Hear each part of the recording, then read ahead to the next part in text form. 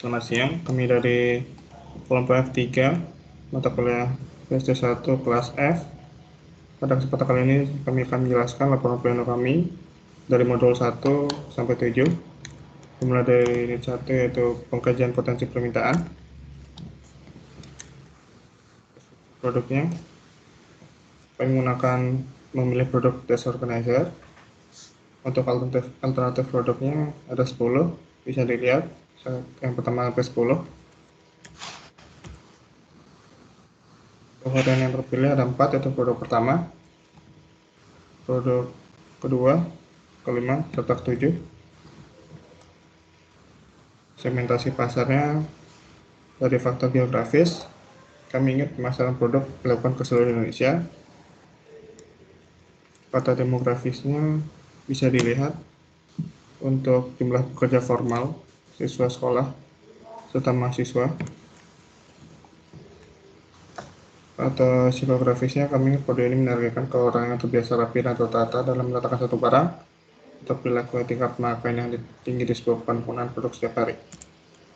Untuk kompetitornya pada tiap-tiap produk yang terpilih ini, pada produk pertama, produk kedua, produk kelima, serta produk ketujuh. Kemudian untuk metodologi kajian pasar, pemilihan datanya dengan melakukan kuesioner, menggunakan teknik sampling non-probability sampling, menggunakan metode judge sampling. Untuk perhitungannya, kami menggunakan rumus Solvin, didapatkan jumlah sampelnya yaitu 66. Untuk rekapan data penelitiannya, bisa dilihat sebaran provinsi yang kami dapatkan. Asal kotanya, penelitian ini mencakup 16 provinsi atau sekitar 47% dari total provinsi yang ada. Tendensi data primer dan sekunder. Untuk data sekundernya, pada tabel bagian kiri merupakan jumlah dari sampel kami. Untuk tabel yang kanan dari min-nya ada 102 juta, modusnya pada tahun 2019, medianya 104 juta, standar deviasi 5 juta. Untuk data primernya didapat dari sebaran kuesioner tadi, di mana min-nya jumlah 6, modusnya itu Jawa Timur, sebanyak 26 penjawab, medianya 3, dan standar deviasi 7,2. Berikut merupakan hasil yang kami peroleh dari kuesioner. Produk terpilihnya itu produk 2, ya, dengan gambar seperti berikut.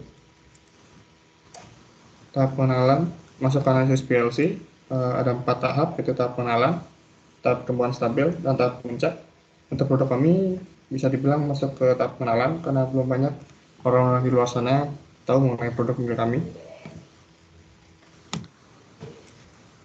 Selling point kami ada 3, yaitu desainnya aman, kan tidak dapat bagian yang tajam, memiliki kegunaan yang banyak, cetak kokoh sehingga mampu menopang berbagai dokumen serta peralatan kantor lain. Unit 2 dan 3.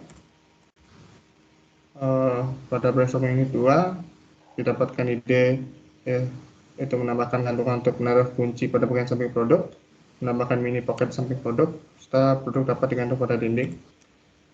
Berikut merupakan klasifikasi tujuan serta black box-nya. Transparency box serta penetapan tujuan ini bisa dilihat juga.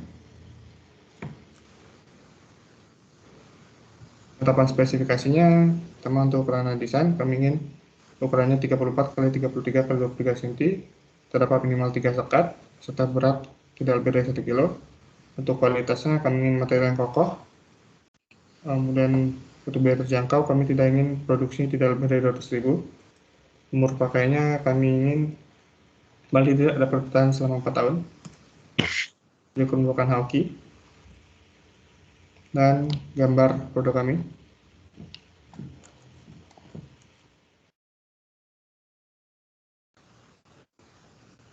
Kritisnya itu sekat laci. Ya, kemudian masuk ke unit 3, next. Nah, di sini pertama itu pemilihan material. Nah, di sini kami menggunakan alternatif dua material, yaitu alloy steel dan aluminium alloy. Next. Kemudian pada peta morfologi, nah di sini kami memilih alternatif yang mungkin, yaitu alternatif 5, 6, 7, dan 16. Next. Kemudian di sini ada bobot kriteria, yaitu produk kokoh, umur produk tahan lama, produk ringan, ukuran produk besar, dan harga materialnya murah. Dan di sebelah kanan terdapat skala penilaian untuk mengisi matriks evaluasi alternatif di bagian bawah. Nah, pada matriks evaluasi alternatif ini, nilai terbesar itu pada alternatif ketiga, yaitu 280. Next. Kemudian pada bagian value engineering di sini cost untuk original cost-nya itu 157.500, sedangkan untuk redesign-nya 173.000. Next. Kemudian ini merupakan bill of materialnya. Next. Kemudian pada bagian spesifikasi komponen, di sini kami memilih aluminium alloy sebagai materialnya dan rubber pada bagian alas. Next. Kemudian ini merupakan primary part dan material. Next. Nah, yang ini secondary part dan material. Next. Kemudian masuk ke unit 4, itu perancangan produk berbasis antropometri. Next. Nah, di sini data antropometri yang kami gunakan yaitu lebar telapak tangan dari ibu jari, lebar telapak tangan, tebal telapak tangan dari ibu jari, tebal telapak tangan, dan panjang telapak tangan. Next. Nah, dari kelima data tersebut diuji kenormalan data dan didapatkan kesimpulan kelima data tersebut terdistribusi normal. Next. Kemudian pada bagian keseragaman data, di sini data LTV, TTV,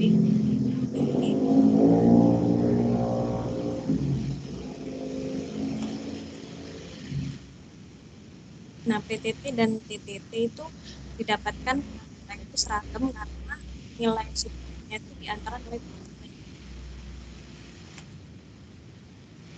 Kemudian diuji kecukupan datanya. Di sini dari kelima data nilai N-nya itu lebih besar daripada nilai N aksen sehingga dapat disimpulkan datanya cukup. Next. Kemudian analisis ergonomi produk. Nah, di sini lebar filter itu menggunakan data antropometri TTB dengan ukuran finalnya 6 cm. Kemudian lebar pegangan pada laci itu menggunakan data antropometri LTT dengan ukuran final 9,5 cm. Kemudian tinggi extra pocket menggunakan data antropometri PTT dengan ukuran finalnya 16,5 cm. Kemudian pada bagian lebar extra pocket menggunakan data antropometri LTB dengan ukuran finalnya 11,5 cm. Next.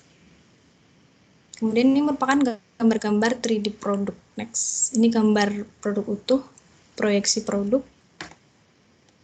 isometric view, dan explode view. Kemudian ini merupakan gambar produk dengan bom. Next. Selanjutnya adalah unit 5, di mana kami melakukan pemilihan dan perancangan proses manufaktur. Next. Next. Ya, pada unit ini dari 17 total material total part yang kami gunakan dalam produk base organizer, kami memutuskan untuk membuat 16 dari part tersebut, sedangkan satu part sisanya yaitu alas kami memilih untuk membelinya dikarenakan kemudahan dalam proses pembuatan dan juga dari segi harga yang lebih murah. Next. Next. Next. Selanjutnya di machine and tools list. Di sini kami menglist semua mesin dan juga tools yang kami gunakan dalam proses pemanufakturan, di mana mesin yang kami gunakan adalah CNC laser, printing robot, dan juga welding robot. Next. Slide. Berikut adalah PPO prefabrikasi. Next. Selanjutnya adalah PPO dari fabrikasi. Next. Dan ini adalah assembly chart dari proses pemanufakturan Dexter organizer. Next.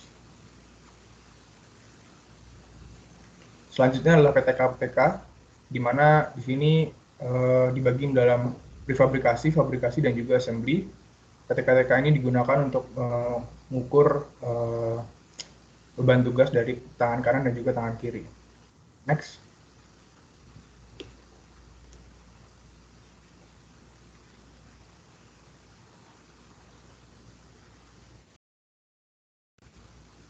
Selanjutnya adalah PPM, di mana PPM ini kami gunakan untuk melihat persen penggunaan antara operator dan juga mesin yang digunakan dalam setiap work center. Next.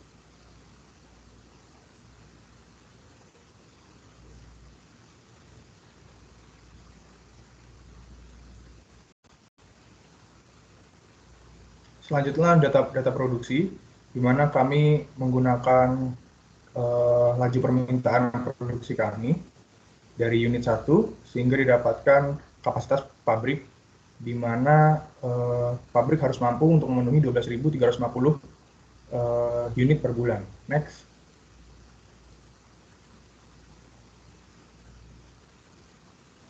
Selanjutnya adalah routing sheet, di mana terdapat performansi, lalu ada persen scrap, lalu nanti dihitung fraksi mesin dari tiap operasi. Next.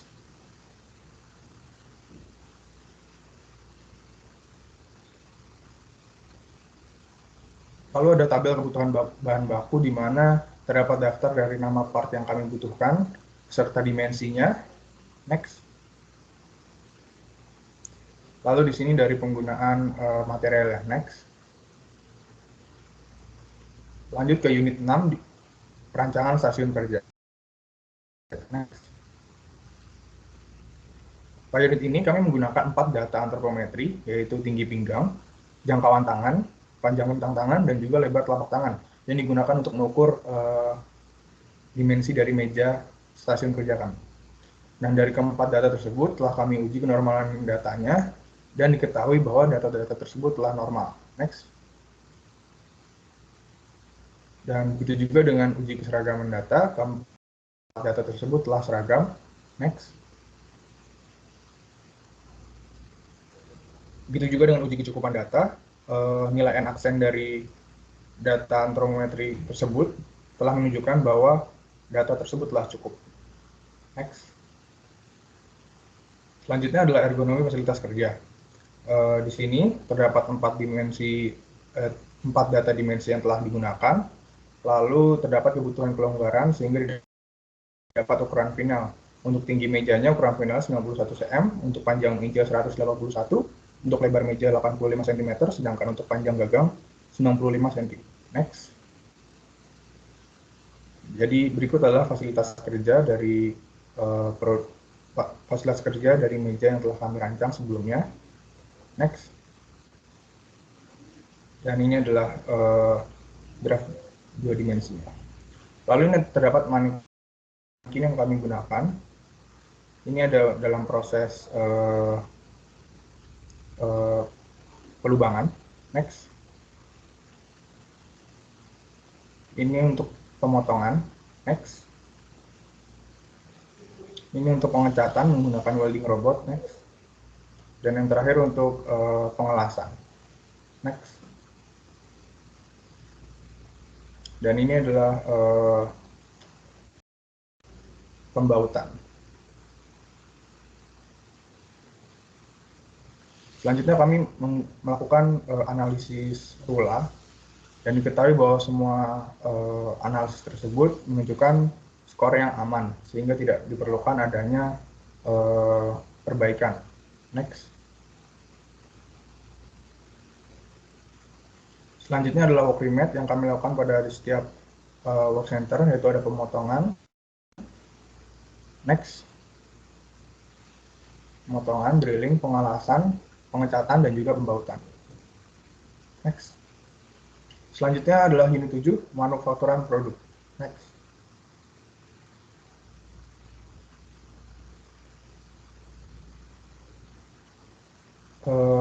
Mesin yang digunakan dalam manufakturan produk dalam aktual menggunakan mesin sharing plat, mata gerinda, dan juga mesin gerinda, dan juga jangka sorong, amplas, penggaris, dan spidol. Next. Untuk part kritis, kami memilih skat laci sebagai part kritis kami, di mana part ini sangat berguna untuk menopang fungsi dan juga inovasi dari produk kami. Next.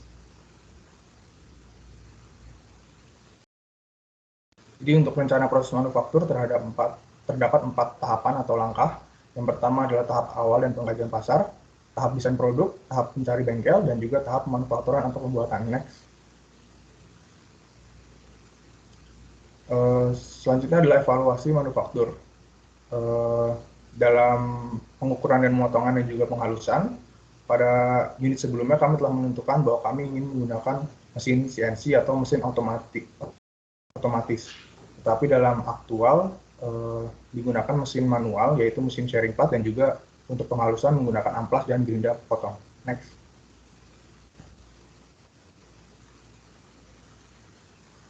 Lalu untuk rincian biaya dari part sekalapaci ini, kami membutuhkan Rp605.000 dengan total 55 pieces. Next. Sekian dari kelompok kami. Terima kasih.